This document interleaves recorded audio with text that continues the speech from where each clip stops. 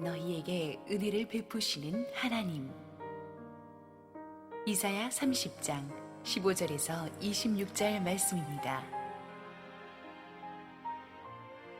주 여호와 이스라엘의 거룩하시니가 이같이 말씀하시되 너희가 돌이켜 조용히 있어야 구원을 얻을 것이요 잠잠하고 신뢰하여야 힘을 얻을 것이거늘 너희가 원하지 아니하고 이르기를 아니라 우리가 말 타고 도망하리라 하였으므로 너희가 도망할 것이요 또 이르기를 우리가 빠른 짐승을 타리라 하였으므로 너희를 쫓는 자들이 빠르리니 한 사람이 꾸짖은즉 1000사람이 도망하겠고 5이 꾸짖은즉 너희가 다 도망하고 너희 남은 자는 겨우 산꼭대기에 깃대 같겠고 산마루 위에 기치 같으리라 하셨느니라.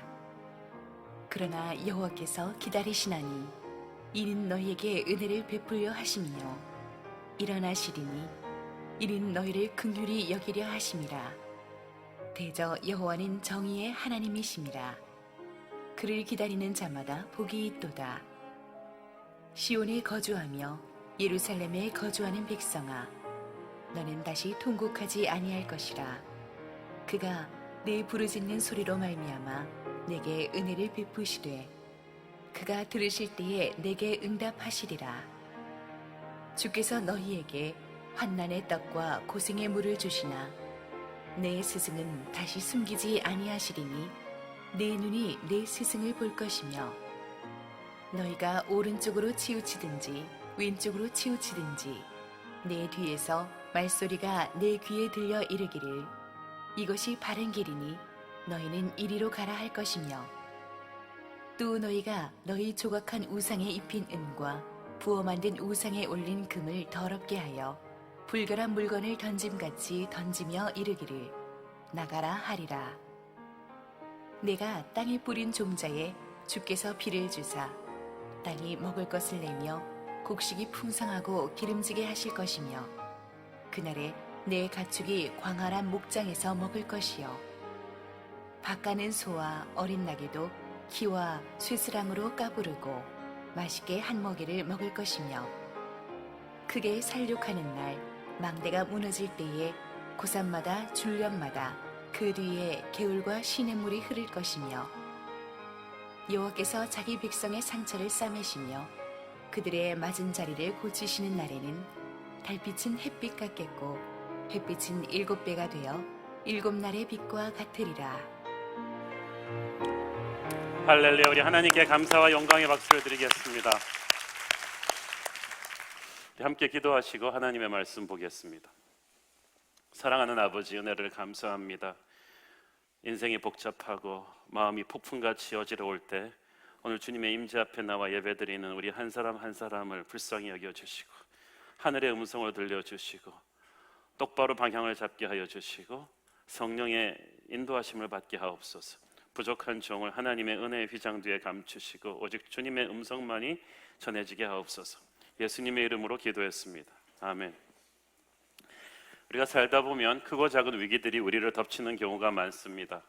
연애할 때는 영원히 인꽃처럼 살 것 같던 커플들이 부부관계가 파경의 위기에 이르기도 하고 시작될 때는 그렇게 잘 나가던 회사가 부도의 위기로 몰리기도 하고 한때는 잘 살던 나라들이 엄청난 정치 경제 위기 앞에 무너져 내리기도 합니다. 그래서 개인이나 조직에게 있어서 정말 중요한 것은 위기관리 능력입니다. 세상적인 위기관리 능력에 있어서 빼놓을 수 없는 것이 바로 인맥을 동원하는 것입니다. 힘 있는 사람이나 조직에 가서 조금 도와달라고 하는 겁니다. 물론 그렇게 해서 결정적인 위기에서 벗어나는 경우도 간혹 있습니다만은 대부분의 경우 내가 의지했던 존재가 실망을 줍니다. 또 도와주는 대신 혹독한 대가를 요구하는 경우가 많습니다. 그래서 하나님의 사람은 세상을 살면서 크고 작은 위기 앞에서 세상과는 다른 방법으로 가야지, 그렇지 않으면 이 썩은 동아줄을 잡았다가 땅으로 곤두박질 치는 것 같은 아픔을 겪게 될 것입니다.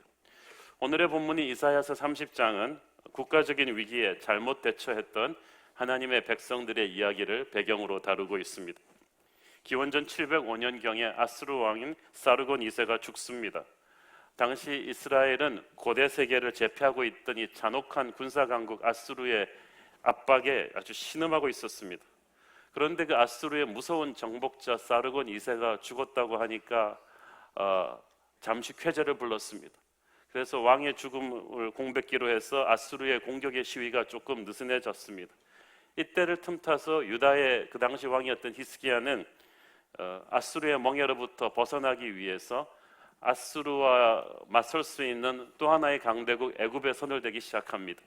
그래서 주변 국가들을 모아서 친애굽 동맹, 반아수르 동맹을 결성을 합니다. 믿음이 좋았던 왕 히스기야였지만 눈앞에 닥친 아수르의 압박이 너무나 무서워서 하나님께 기도해 보지도 않고 그런 정치적인 판단을 내려버렸습니다. 그리고 이것이 결정적인 패착이 되었습니다. 자국 내의 사정이 불안정했던 애굽은 전혀 유다에게 도움을 주지 못했고 오히려 아수르의 심기만 자극해서 더 큰 재앙을 불러일으켰습니다. 친애굽 동맹을 주도한 유다의 화가 난 아수르는 괘씸죄를 적용해서 더 잔인하게, 더 무섭게 유다를 침공해서 영토와 국민들을 유린했습니다. 이사야서 30장 말씀은 바로 이 사건을 배경으로 예언된 것입니다. 하나님께서 하나님의 백성이 하나님이 아닌 세상 권력을 의지해서 위기를 타파하려고 할 때 이것이 얼마나 어리석은 재앙으로 끝나는지를 보여주고 계십니다. 그렇지만 그 과정에서도 하나님께서는 하나님의 백성들에게 회복할 수 있는 소망의 길을 보여주십니다. 잘못된 선택의 대가는 혹독할 것입니다.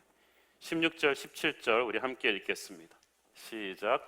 이르기를 아니라 우리가 말 타고 도망하리라 하였으므로 너희가 도망할 것이요 또 이르기를 우리가 빠른 짐승을 타리라 하였으므로 너희를 쫓는 사람들이 빠르리니 한 사람이 꾸짖은즉 1000사람이 도망하겠고 5이 꾸짖은즉 너희가 다 도망하고 너희 남은 자는 겨우 산꼭대기에 깃대 같겠고 산마루 위에 기치 같으리라 하셨느니라. 아멘. 제가 이 말씀을 읽는데 처음에 이 큐티 책자를 보고 읽는데 나중에 겨우 산꼭대기에 깃대 같겠고 산마루 위에 기치 같으리라고 돼 있는데 제가 처음에 읽을 때 요새 노안이 와가지고 산마루 위에 거지 같으리라 하셨는데 그렇게 처음에 이렇게 읽은 거예요. 그런데 이 원문을 해석해 보면 거의 그 뜻이에요. 너희가 그냥 거의 다 패해가지고 깃대만 남은 그냥 거지 같은 패잔병이 될 것이다 라는 진짜 그 해석이더라고요. 그래서 제가 노안이 와서 읽었지만 그래서 그게 맞는 말이에요. 그냥 거지같이 망해버린다는 거예요. 그리고 한 사람이 꾸짖은즉 1000사람이 도망하겠다. 그러니까 적군 한 명만 으르렁거려도 너희 1000명이 겁을 내면서 도망갈 것이다. 너희들이 빠른 말을 타고 살겠다고 애굽으로 도망갈 거지만 이를 추격하는 아수르의 기마대는 훨씬 더 빠르고 강할 것이다. 다 잡히고 말 것이다. 손자병법에는 이의제의라는 전략이 나오죠. 오랑캐의 힘을 빌어서 또 하나의 오랑캐를 잡는다. 그런데 그거는 손자병법이고 하나님의 사람은 손자병법으로 살지 않습니다. 세상 사람들은 몰라도 하나님의 사람은 세상의 방법으로 세상과 맞설 수 없습니다. 골리앗을 잡기 위해서 또 하나의 골리앗을 동원하지 못합니다. 골리앗은 다윗이 잡습니다. 세상적 방법으로 세상적 마수에서 벗어날 수가 없습니다. 상황이 너무 급하다 보니까 우리도 이 유다의 왕 히스기야처럼 하나님께 기도하는 대신에 당장 눈에 보이는 힘 있는 왕 애굽에게로 달려가서 도움을 청하는 경우가 있습니다. 하나님은 안 보이고 당장 아수르는 무섭고 하니까 그것도 이해는 갑니다. 그러나 이 위기의 때가 우리에게 진짜 믿음이 요구되는 때입니다. 상황이 힘들다고 감정적으로 너무 빠르게 인간적인 수단을 동원하면 나중에 치명적인 아픔이 옵니다. 하나님은 하나님의 백성들이 특히 하나님을 의지하지 않고 애굽에게 달려가는 것을 결코 가만두지 않으십니다. 이사야 31장 1절부터 3절까지 읽겠습니다. 시작. 도움을 구하러 애굽으로 내려가는 자들은 화 있을진저 그들은 말을 의지하며 병거의 많음과 마병의 심히 강함을 의지하고 이스라엘의 거룩하신 이를 앙모하지 아니하며 여호와를 구하지 아니하나니 여호와께서도 지혜로우신즉 재앙을 내리실 것이라 그의 말씀들을 변하게 하지 아니하시고 일어나사 악행하는 자들의 집을 치시며 행악을 돕는 자들을 치시리니 애굽은 사람이요 신이 아니며 그들의 말들은 육체요 영이 아니라 여호와께서 그의 손을 펴시면 돕는 자도 넘어지며 도움을 받는 자도 엎드려져서 다 함께 멸망하리라. 저는 이 애굽은 사람이요 신이 아니다, 이 말이 굉장히 좋습니다. 천하무적일 것 같았던 애굽이었지만 그들도 사람일 뿐이다. 우리가 그래도 우리보다 낫다고 의지하려는 존재는 결국은 인간일 뿐이다. 그러므로 결정적인 때는 도움이 되지 못한다는 것입니다. 미국이 우리의 혈맹이죠. 좋은 우방이죠. 그렇지만 미국도 사람이요 신이 아닙니다. 우리 한국을 지켜주는 분은 항상 하나님이셨습니다. 중국이 한국 경제 부활에 결정적인 역할을 한다고들 하죠. 그렇지만 중국도 사람이요 신이 아닙니다. 이 나라 경제의 숨통은 항상 하나님이 틔워오셨습니다. 17절에 보니까 아수르 군인 한 사람이 위협해도 유다 사람 1000명이 비참하게 도망가는 그런 모습을 보일 것이라고 합니다. 이것이 무슨 뜻입니까? 문제의 크기가 문제가 아니라 너희들의 믿음이 문제라는 뜻이죠. 하나님이 함께 하시면 큰 적도 쉽게 물리치지만 하나님이 떠난 사람은 작은 적들 앞에서 고양이 앞에 쥐처럼 비참해집니다. 하나님께서는 이스라엘 백성들에게 하나님을 순종하며 살 때와 그렇지 않을 때 결정적인 차이가 어떻게 나는지를 자주 경고해 주셨습니다. 레위기 26장 7절 8절 보겠습니다. 시작. 너희의 원수들을 쫓으리니 그들이 너희 앞에서도 칼에 엎드러질 것이라. 또 너희 다섯이 백을 쫓고 너희 백이 만을 쫓으리니 너희 대적들이 너희 앞에서 칼에 엎드러질 것이며. 자, 보세요.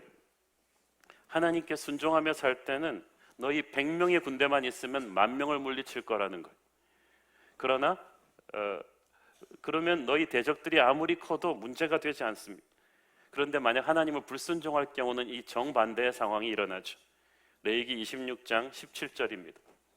시작. 내가 너희를 치리니 너희가 너희의 대적에게 패할 것이요 너희를 미워하는 자가 너희를 다스릴 것이며 너희를 쫓는 자가 없어도 도망하리라. 뒤에서 쫓아오는 자가 없는데도 두려운 느낌 드십니까? 그리고 하나님이 치셨는데 대적에게 패한대요. 이게 눈에 보이는 것과 보이지 않는 게 다 연결되어 있거든요. 내가 약해진 것도 아니고 적이 갑자기 강해진 것도 아닙니다. 중요한 건 믿음입니다. 순종입니다.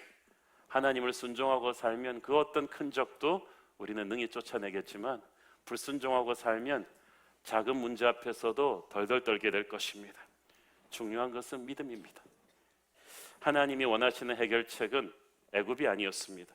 15절 같이 읽습니다. 시작. 주 여호와 이스라엘의 거룩하신 이가 이같이 말씀하시되 너희가 돌이켜 조용히 있어야 구원을 얻을 것이요 잠잠하고 신뢰하여야 힘을 얻을 것이거늘 너희가 원하지 아니하고 주 여호와 이스라엘의 거룩하신 이가 이같이 말씀하시되. 일단 해결책의 시작은 모든 걸 내려놓고 하나님의 말씀을 듣는 데서부터 시작합니다. 거룩하신 이의 말씀을 들어야 합니다. 인간적인 노력이 필요 없다는 얘기는 아니에요. 어떤 분들은 진짜 자기 힘으로 할 수 있는 거 아무것도 안 하고 하늘만 보고 있는데 그건 무책임한 거죠. 인간적으로 할 수 있는 노력은 다 해야 됩니다. 그러나 내 힘으로 감당할 수 없는 큰 위기가 왔을 때는 침묵하고 인간적인 방법을 동원할 것을 포기하고 스마트폰 끄고 하나님 앞에 엎드려야 됩니다. 하나님의 임재 앞으로 나가서 하나님의 음성을 들어야 돼요. 그게 예배죠. 그래서 예배드리기 가장 힘든 때가 여러분이 예배가 가장 필요한 때입니다. 세상적인 문이 다 닫혀버렸을 때 우리는 하늘 문이 열리기를 기도해야만 합니다. 이 하나님의 음성에 귀를 기울이면 하나님께서 문제의 본질을 정확하게 짚어주십니다. 너희가 돌이켜 조용히 있어야 구원을 얻을 것이요. 이 말을 영어 성경이 조금 더 잘 번역했는데 In repentance and rest is your salvation. 너희가 회개하면서 잠잠히 안식하면 구원이 시작될 것이다. 하나님 앞에서 회개하면서 안식해라. 이게 무슨 뜬금없는 소리냐. 아수르의 핍박은 유다 백성들이 하나님께 저질러온 죄악에 대한 하나님의 징계의 회초리였습니다. 그러니까 근본적인 문제 해결의 시작은 애굽을 동원해서 아수르의 군대를 물리치는 게 아니라 하나님의 노여움을 산 자기들의 죄를 회개하는 거야. 우리는 항상 문제의 원인을 아니라 밖에서 찾는데, 하나님의 사람에게 어떤 일이 닥칠 때는 그 영혼 안에 하나님이 회개하기를 원하시는 썸띵이 있는 거예요. 그거를 볼 수 있어야만 합니다. 그걸 안 하고 눈에 드러난 압수르의 침략만 해결하겠다, 이거는 종양을 드러내지 않고 진통제만 맞겠다는 것입니다. 애굽에게 도움을 청하는 것이 해결의 시작이 아니라 자기 죄를 회개하는 것이 해결의 시작이었습니다.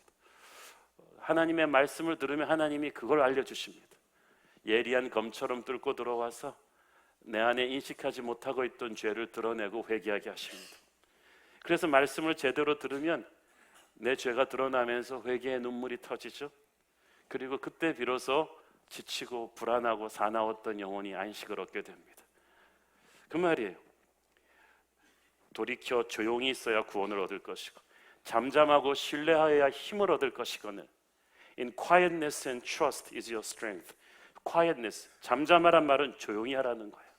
입을 닫으라는 거예요. 하나님의 임재 앞에서 예배하는 사람은 입을 닫아야 돼요. 막 자기 얘기하면서 하나님의 음성을 들을 수가 없어요. 자기의 소리도 죽이고 다른 사람들의 소리도 잠시 죽여야만 합니다. 우리가 상황이 힘들어지면 말이 많아져요. 그것도 좋지 않은 말만, 거친 말만, 불평하는 말만, 사납고 원망하고 공격적인 말들이 많이 쓰러져 나오는데, 이 흙탕물 같은 그런 언어가 쫙 빠지고 침묵이 시작돼야만 합니다. 그 말들을 뱉지 않고 잠잠하셔야 됩니다. 말이라는 게 내 안에 있을 때는 내가 그 말의 주인이지만, 일단 뱉고 나면 그 말이 나를 노예로 삼아 버립니다. 그래서 조심하셔야 됩니다. 하고 싶은 말 다 하면 안 됩니다. 터져 나오는 말 다 하면 안 됩니다. 하나님의 음성에 귀를 기울이기 시작해야 합니다. 잠잠해야 하나님이 임재하십니다. 나쁜 말을 막 스트레스 푸느라고 뱉고 있으면 그 마귀가 그 나쁜 말을 통해서 역사하지만, 그거를 기도하면서 참으면서 은혜로 녹이면서 침묵하면 하나님이 개입하기 시작하십니다. 오늘날 교회 안에도 무슨 일만 생기면 너무 성급하게 판단하고 말해버리는 분들이 많은데, 영적 지도자들은 이러면 큰일 나요. 음성을 들으려면 자기 소리를 죽여야만 합니다. 잠잠히 하나님의 음성을 계속 듣고 있으면 처음에는 좀 불안하죠, 분하죠, 답답하죠. 그렇지만 조금 시간이 지나면 하나님의 임재가 느껴집니다. 여러분이 나쁜 감정이 일어나는데도 말하지 않으면 마귀가 떠나기 시작해요. 그리고 성령이 임재하기 시작합니다. 세상이 줄 수 없는 평안과 담대함이 자리 잡기 시작합니다. 그리고 하나님의 신뢰하는 마음이 생깁니다. 그때부터 내 안에 할 수 없는 영적인 힘이 생겨요. 그래서 잠잠하고 신뢰하여야 힘을 얻는다는 말이 바로 이 말이에요. 여러분, 다시 일어나기를 원하십니까? 살아나기를 원하십니까? 말로 그걸 다 까먹지 마시고 하나님의 임재를 갈망하십시오. 무슨 일이 생기면 바로 흥분해서 격앙된 반응을 보이는 습관을 버리십시오. 조급하게 행동하고 말하려는 본능을 포기하십시오. 상황이 위기에 빠졌을 때 막 격앙된 감정으로 말하는 말 99%가 나쁜 말이에요. 도움이 안 되는 말이에요. 여러분, 영적인 건강에 좋지 않고 교회도 덕을 끼치지 않아요. 아는 사람 이것저것 전화하고 수소문해서 일을 해결하려는 습관도 버리십시오. 위기가 올수록 태산같이 무거워져야 합니다. 답답하더라도 하나님 앞에 엎드려 침묵하며 기도하며 임재를 구하며 음성을 듣는 그런 저와 여러분 되기를 바랍니다. 그때부터 구원이 시작될 것입니다. 하나님은 위기 가운데 있는 하나님의 사람들이 하나님의 마음을 알기를 원하셨습니다. 18절 읽습니다. 시작.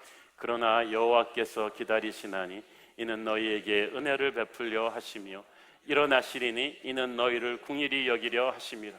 대저 여호와는 정의의 하나님이심이라. 그를 기다리는 자마다 복이 있도다. 그러나 여호와께서 기다리시나니, 그러나는 이전의 내용을 뒤집는다는 거죠. 이때까지는 하나님을 저버리고 애굽을 붙잡은 유다에 대한 책망의 경고였습니다. 그러나 이제 회개하고 나면 하나님께서 회복을 주겠다, 위로하시는 말씀입니다. 징계를 위해서 회초리를 들긴 했지만 하나님의 본심은 여러분의 멸망이 아닙니다. 회개하고 하나님께 돌아오는 것입니다. 은혜를 베풀어 주기 위함입니다. 그가 일어나시리니 이는 너희를 긍휼히 여기심이라. 여기서 일어난다는 것은 돌아온 탕자를 향해서 일어나 달려가는 아버지의 모습입니다. 원래 일어나는 것은 낮은 자가 높은 자에게 예의를 평할 때 하는 얘기인데, 높으신 하나님께서 낮고 낮은 우리들을 돌아온 탕자를 맞아주기 위해서 일어나고 계십니다. 여러분이 하나님의 용서를 갈망하기 전에 하나님은 용서를 베풀어 주고 하고 계셨습니다. 탕자가 집에 오고 있었는데 이미 아버지가 자기를 향해 뛰쳐나오고 있다는 것을 몰랐습니다. 여호와는 정의의 하나님이심이라. 그를 기다리는 자마다 복이 있도다. 여러분이 하나님을 기다리면 거기에 복이 있습니다. 우리가 복받기 원하는 것보다 하나님이 더 우리를 복주고 싶어 하셨습니다. 고난의 때에 하나님을 기다리는 사람을 하나님은 결코 외면하지 않으실 것입니다.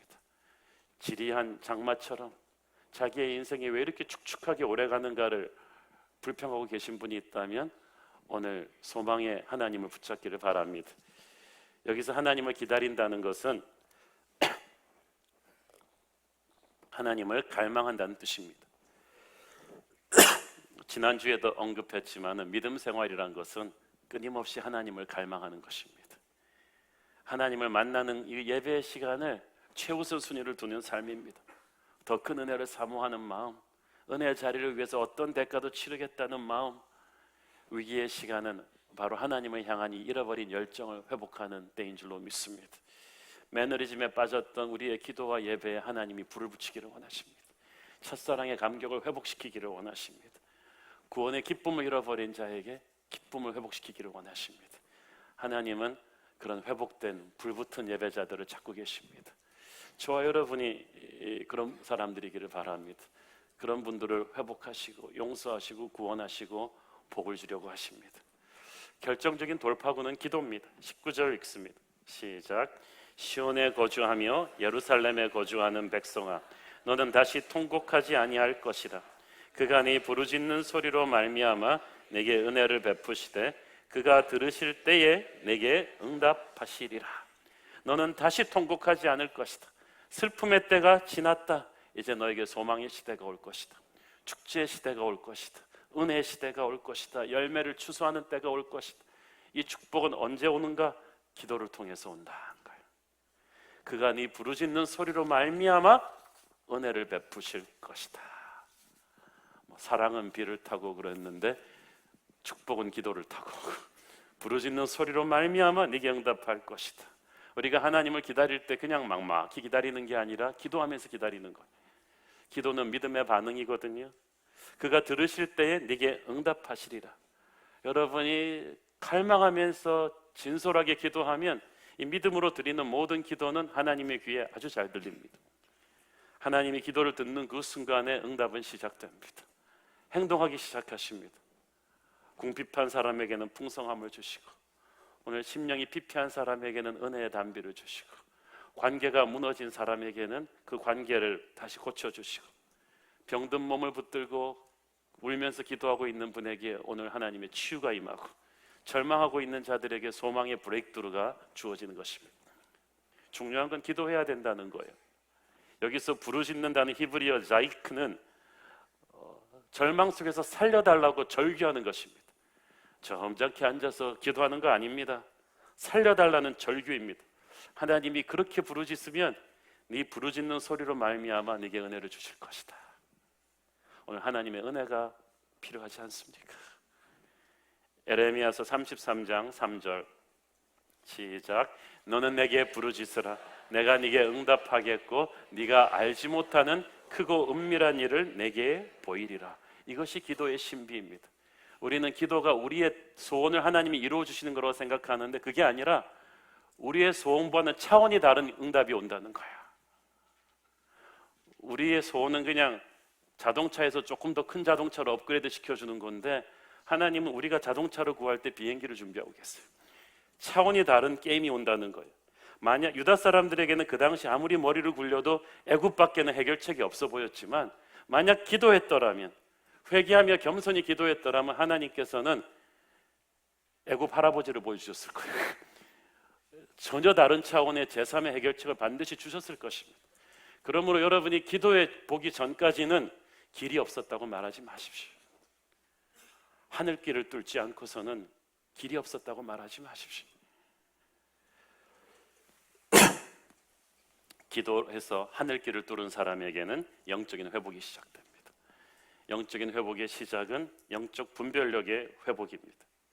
이 영적인 분별력이라는 것은 하나님의 말씀에 대해서 마음이 열리는 거예요. 20절 읽습니다. 시작.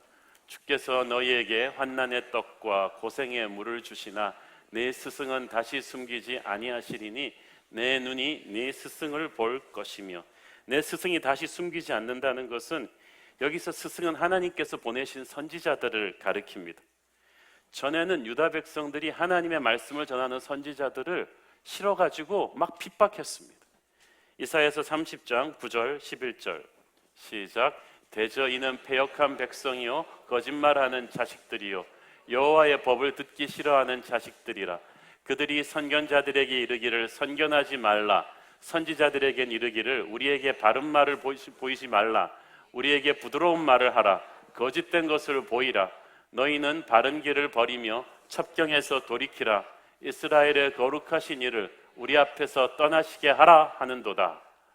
이 하나님의 말씀을 전하는 선지자들이 부담스러워 가지고 그런 딱딱한 설교 하지 마라. 매끄럽고 부드러운 설교를 하라고 막 핍박하는 통에 말씀을 바르게 전하는 선지자들이 다 숨어버렸어요. 그래서 네 스승이 숨었는데 이제 환난으로 인해서 꺾어지고 겸손해지니까 옛날에 우리가 들었던 그 말씀의 사람들이 진짜였구나. 우리가 말씀을 좀 다시 제대로 듣고 싶다. 그 마음을 가지니까 하나님의 선지자들이 다시 나타나는 거예요. 무서운 징계의 채찍을 받고 나서야 이들이 영적으로 철이 들었어요. 말씀의 권위를 인정하기 시작했어요. 그때부터 말씀을 듣는 태도가 완전히 달라졌어요. 태도가 달라지니까 하나님이 영안을 열어주십니다. 내 눈이 네 스승을 볼 것이며 네가 드디어 말씀을 볼 수 있는 눈이 뜨게 될 것이다. 계시는 하나님이 열어주셔야 되는 거거든요. 은혜는 하나님이 주셔야 받는 것이 내가 노력한다고 받아지는 게 아닙니다. 오만하고 말씀을 무시하고 우상 숭배하는 자에게는 영안이 닫혀 있어요. 하나님을 보지 못합니다. 영안이 닫히면 찬양을 불러도 감격이 없어요. 말씀을 들어도 깨닫지 못하니까 은혜를 받지 못합니다. 그런데 이제 하나님이 은혜 받을 수 있는 영안을 열어주신다는 것입니다. 백성들이 이제는 낮아지고 부서진 마음으로 영적인 스승들의 메시지를 받을 수가 있게 된다는 것입니다. 여러분이 말씀을 듣고 은혜를 받고 있다면 여러분의 심령이 옥토입니다. 하나님께서 복을 주시는 거예요. 그런데 이 은혜를 받을 수 있는 심령이 되는 게 쉽지가 않잖아요. 옛날엔 하나님 보고 나한테 맞추라고 그랬는데 이제부터는 내가 하나님의 말씀에 맞춥니다. 이게 변화받은 심령이에요. 이제는 하나님의 말씀의 권위에 순종할 준비가 돼 있어요. 이렇게 말씀에 순종할 준비가 되는 그 순간부터 하나님께서 우리의 인생에 그때부터 개입합니다. 21절 읽습니다. 시작. 너희가 오른쪽으로 치우치든지 왼쪽으로 치우치든지 내 뒤에서 말소리가 네 귀에 들려 이르기를 이것이 바른 길이니 너희는 이리로 가라 할 것이며. 우리는 항상 갈팡질팡해요. 이리저리 치우치는데 하나님의 음성이 뒤에서 영원한 내비게이션이 돼가지고 우리를 인도해 주신다는 것입니다. 적극적으로 그분이 내 삶에 개입하신다는 뜻입니다. 길이 멀어서 힘든 게 아니라 길을 몰라서 힘들었는데 하나님께서 내 인생의 방향을 잡아 주십니다. 하나님께서는 우리 앞에 놓인 어떤 역경도 뚫고 나가서 우리를 약속의 땅으로 인도할 능력이 계십니다. 계획이 계십니다. 그러나 하나님은 내 팔을 억지로 비틀어서 그렇게 하시지는 않습니다. 우리의 초대를 기다리고 계십니다. 우리가 기쁘고 겸손한 마음으로 우리 인생의 조종관을 그분에게 내어드리기를 기다리고 계십니다. 그렇게 하면 하나님은 기쁘게 우리의 삶에 오셔서 우리 인생을 주도하실 것입니다. 불가능할 것 같았던 아수르를 무너뜨리고 초자연적인 능력으로 약속의 땅으로 데리고 가실 줄을 믿습니다. 하나님의 개입을 원하신다면 하나님 앞에 엎드려야 합니다. 그분이 내 인생을 주도하게 해야 됩니다. 그 다음부터는 하나님의 리더십에 적극적으로 반응해요. 말씀에 지배당하는, 말씀을 엔조이하는 그런 인생을 살게 됩니다. 이사야서 29장 23절부터 24절 시작. 그의 자손은 내 손이 그 가운데서 행한 것을 볼 때에 내 이름을 거룩하다 하며 야곱의 거룩한 이를 거룩하다 하며 이스라엘의 하나님을 경외할 것이며 마음이 혼미하던 자들도 총명하게 되며 원망하는 자들도 교훈을 받으리라 하셨느니라. 불평불만이 많던 입술에서 영적인 교훈이 넘치면서 만족이 와요. 막 생각이 복잡하고 혼미하던 그 마인드가 깨끗해지면서 영적으로 총명해집니다. 저는 저와 여러분에게 그런 은혜가 임하기를 원합니다. 그리고 우상을 버리게 됩니다. 22절 읽습니다. 시작. 또 너희가 너희 조각한 우상에 입힌 은과 부어 만든 우상에 올린 금을 더럽게 하여 불결한 물건을 던진같이 던지며 이르기를 나가라 하리라. 이 은혜가 충만해지면요, 내 안에 있는 우상이 더러웠다는 걸 느끼기 시작합니다. 옛날에는 죄를 끼고 살면서도 이 죄의 매력에 빠져서 이 더러움을 느끼지를 못했는데 거룩이 충만해지면 더러운 게 보여요. 그래서 나가라 하리라. 단호히 우상을 버리겠다는 결단입니다. 하나님과 우상을 같이 섬기면서 하나님의 은혜와 도우심이 임할 수는 없습니다. 은혜를 받기 위해서는 우상을 버려야 됩니다. 아주 간단한 얘기입니다. 우상은 내 시간과 돈과 정성을 빼앗아가는 어떤 것입니다. 오늘날 많은 사람에게는 스마트폰이 우상입니다. TV가 우상입니다. 어떤 사람에게는 자식이 우상입니다. 골프가 우상입니다. 하나님보다 더 사랑하던 무엇이든지 그것이 우상입니다. 이 우상들을 여러분 삶에서 내보내야 은혜가 임합니다. 치유가 임합니다. 그래야 하나님의 영광과 능력이 나를 통해서 열방으로 나갈 수가 있는 거예요. 내 영혼에 독이 빠질 수 있는 거예요. 오늘 성령께서 여러분 각자 안에 떠올려 주시는 어떤 각자의 우상을 단호히 내보내는 결단을 하실 거예요. 거기에 여러분 순종하기를 바랍니다. 영적인 회복이 임한 뒤에는 육의 회복이 옵니다. 이게 순서가 절대 뒤바뀌지 않아요. 우리는 일단 육의 회복을 달라 그러지 않아요? 일단 아수르를 물리쳐 주세요. 일단 이 돈 문제를 해결해 주세요. 일단은 이 상황을 해결해 주세요. 근데 하나님은 그렇지 않아요. 기초공사를 안 하고 건물 쌓아 올리지 않아요. 하나님은 우리의 영을 회복시키십니다. 우리의 믿음의 상태를 회복시키십니다.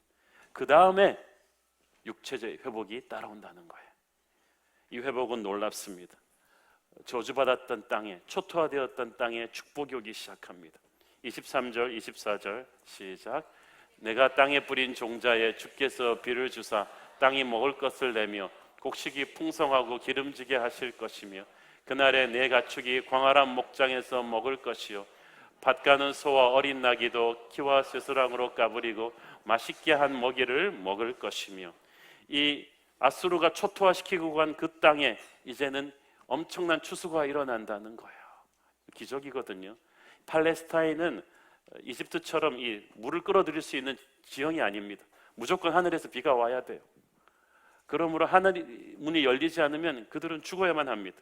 그런데 그들 안에서 영적인 부흥이 일어나면 하나님께서 하늘 문을 열어주십니다. 은혜의 비가 내리고 난 뒤에는 반드시 진짜 비가 와요. 또 농토의 곡식이 풍성해지고 가축들이 풍성하게 먹기 시작하는 상황이 임하는 거예요.